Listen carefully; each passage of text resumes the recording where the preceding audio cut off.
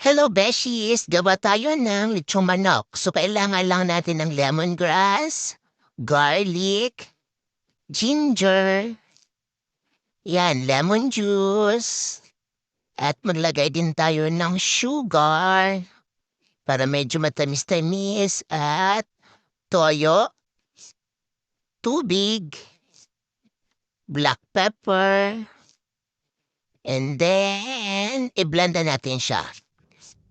So, para magpino lahat ng mga ingredients at mahalo lahat yan, ayan ang magiging nating marinade. At ilalagay na natin siya dito sa chicken natin. So, imamarinate natin yan, chicken, gamit yung biniland natin.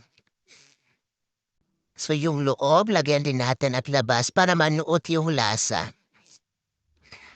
Hindi siya nagkakalayo sa mga lechong manok na nabibili natin sa labas.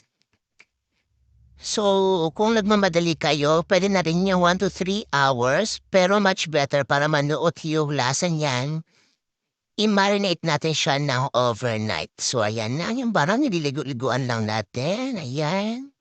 And then, naisipan ko na lang pala siya, i-transfer na lang sa mas maliit na lagayan para medyo babad talaga yung chicken natin.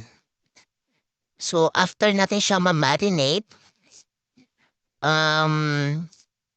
ibibake natin siya sa air fryer or sa oven ng 180 degrees for at least 30 minutes each side. Para lutong-luto. Ayan, tatakpan muna natin kasi imamarinate yan. So, lalagay natin siya sa fridge. So, hindi ko na napakita na naipasok ko siya dyan sa air fryer. Ayan na, luto na yung lechong manok.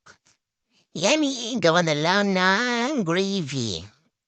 Kaya wag na kayo mag-diet, maggutom lang kayo. Bye!